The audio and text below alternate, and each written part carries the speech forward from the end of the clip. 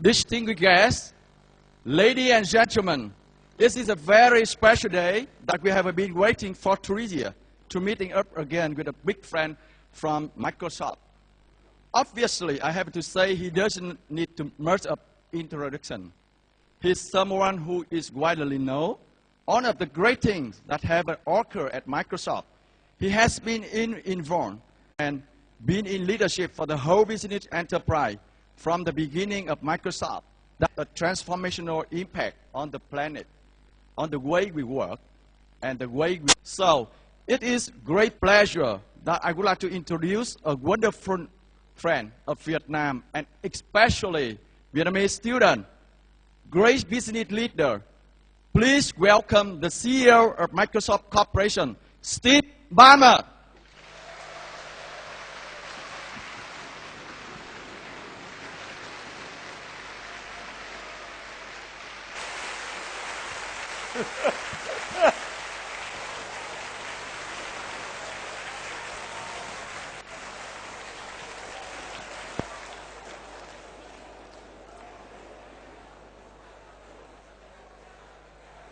Very enthusiastic. Thank you very much. Thank you. I want to thank the Vice President. I want to thank the university for the opportunity to be here with you today. Frankly speaking, I love meeting with our customers, business, government, but there's nothing better than meeting with students. So I'm really delighted to be here. I have to figure out exactly who's here. Small show of hands. How many students are studying computer science?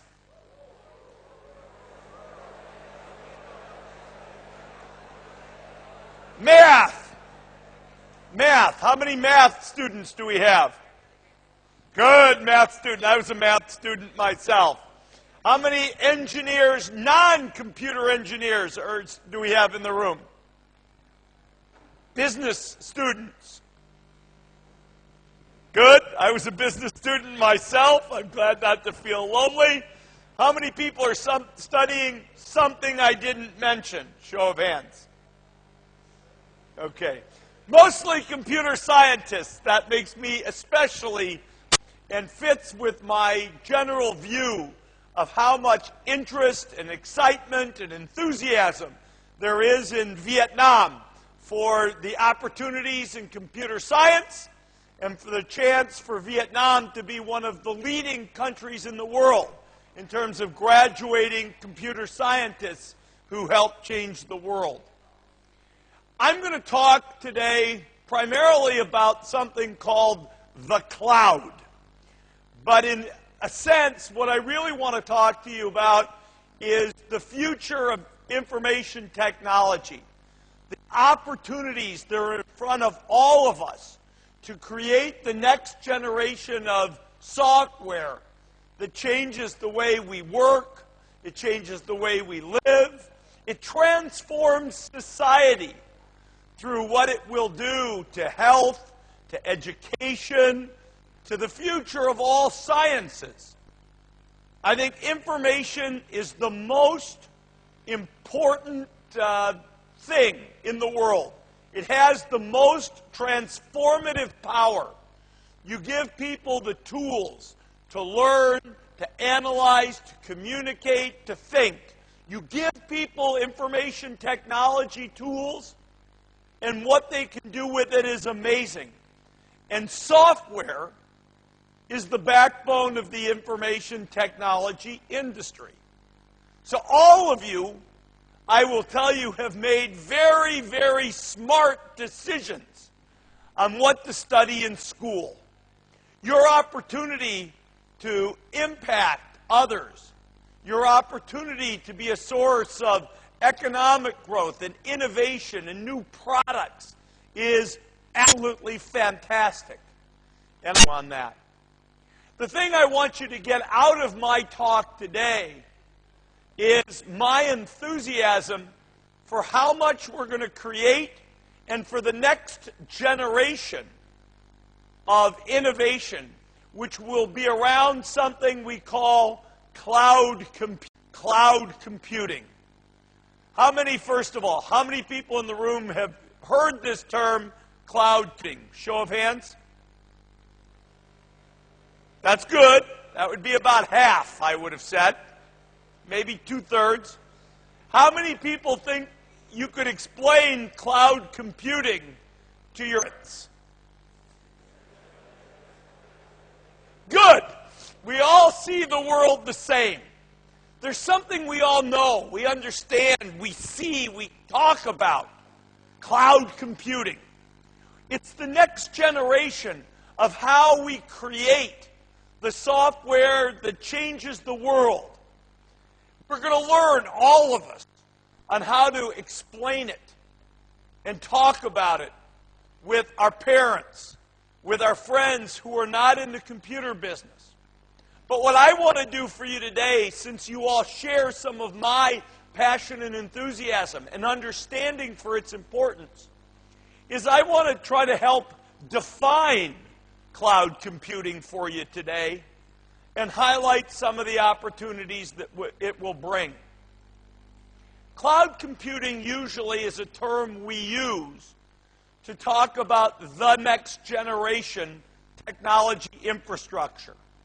If you go back 30 years, I started at Microsoft myself 30 years ago. And 30 years ago, the big was personal computing, PC. I dropped out of school 30 years ago to join Microsoft. And you might say, well, PCs are not hard to explain to your parents. I went home 30 years ago and I told my mother and father, I'm leaving university to work on personal computers. And my father said, you know, what is that? And my mother said, it was PC software. And really what my father said is, what's software? And my mother said, why would a person ever need a computer? So even 30 years ago, we had challenges explaining the next generation of computing. Then the internet came, and nobody could explain the internet for the first 5 years. What's an internet? Who pays for it? How does it get constructed? How does it work? But it was the next generation that gave us all the technology to innovate.